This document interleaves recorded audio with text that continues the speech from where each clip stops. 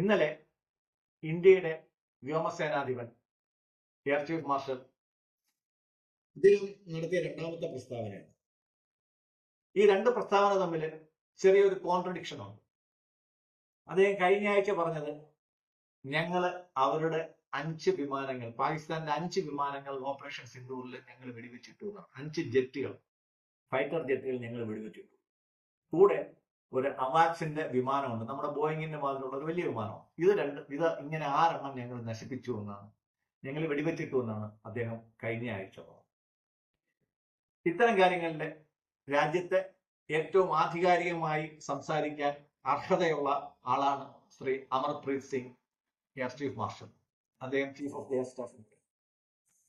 അദ്ദേഹം ഇന്നലെ പറഞ്ഞത് പാകിസ്ഥാന് 10 വിമാനങ്ങൾ നഷ്ടപ്പെട്ടു. പെട്ടെന്ന് കേൾക്കുമ്പോൾ സാധാരണക്കാർക്ക് ഈ സർദാർജി പറഞ്ഞതിനകത്ത് എന്തോ ഒരു വൈരുദ്ധ്യം ഉണ്ടല്ലോ. എയർ ചീഫ് മാർഷൽ പറഞ്ഞതിനെ വിശദീകരിക്കാൻ ഞാനാണല്ല. എന്നാലും അദ്ദേഹം പറഞ്ഞ വാക്കുകൾ നമ്മൾ ഒന്നുകൂടി ശ്രദ്ധിക്കുന്നത് നല്ലതായിരുന്നു. 6 എണ്ണം നമ്മൾ വെടിവെച്ചിട്ടു എന്ന് പറഞ്ഞു, അവർക്ക് 10 എണ്ണം നഷ്ടപ്പെട്ടു എന്ന് പറഞ്ഞു. അപ്പൊ ഈ 4 എണ്ണത്തിന്റെ ഡിഫറൻസ് നമ്മൾ എങ്ങനെ ആട്രിബ്യൂട്ട് ചെയ്യും എന്നുള്ളത് അദ്ദേഹം പറഞ്ഞു. ഇതിനകത്ത് F-16 ഉണ്ട്. അപ്പോ ഈ കണക്ക് വളരെ കൃത്യമായിട്ട് നമ്മൾ പറയുകയാണെങ്കിൽ യഥാർത്ഥത്തിൽ ഇന്ത്യ വെടിവെച്ച് നശിപ്പിച്ചത് 6 എണ്ണവും അല്ലാതെ അവർക്ക് 4 എണ്ണം നഷ്ടപ്പെടുകയും ചെയ്തു. ഈ 4 എണ്ണം നഷ്ടപ്പെട്ടത് അവരുടെ വിമാനത്താവളത്തിൽ വെച്ചായിരിക്കാം, അല്ലെങ്കിൽ അവരുടെ മിസൈലിൽ നിന്ന് ഏറ്റിട്ടായിരിക്കാം, അല്ലെങ്കിൽ അവരുടെ വിമാനത്താവളത്തിന്റെ സോഴ്സിൽ അല്ലെങ്കിൽ ടേക്ക് ഓഫ് ചെയ്യുന്ന സമയത്തോ നമുക്ക് ഇന്ത്യക്ക് 300 കിലോമീറ്ററോളം ഉള്ളിൽ ചെന്ന് പ്രഹരിക്കേണ്ടി വന്നു എന്നും അദ്ദേഹം പറയുന്നു. അപ്പൊ അതിനകത്ത് തന്നെ കാര്യങ്ങൾ വളരെ വ്യക്തമാണ്. നമ്മൾ 300 കിലോമീറ്റർ കയറി അടിച്ചു. 300 കിലോമീറ്റർ അത് ചെറിയ ദൂരമല്ല. തിരുവനന്തപുരത്ത് നിന്ന് ഏകദേശം കോഴിക്കോട് വരെ പോകുന്ന ദൂരം കൊണ്ട് 300 കിലോമീറ്റർ എന്ന് പറയുന്നത്.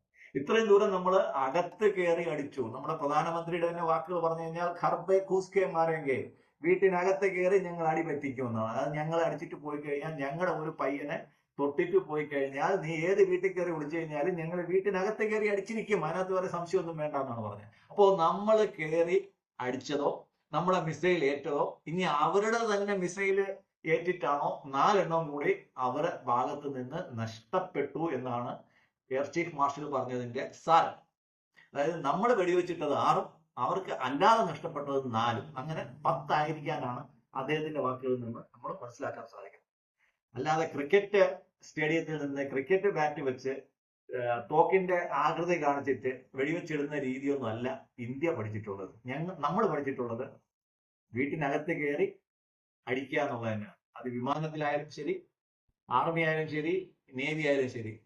ഇന്ത്യ തിരിച്ചടിക്കാൻ ഇനി ഒട്ടും അമാന്തിക്കത്തില്ല, ഒട്ടും ആലോചിക്കത്തില്ല.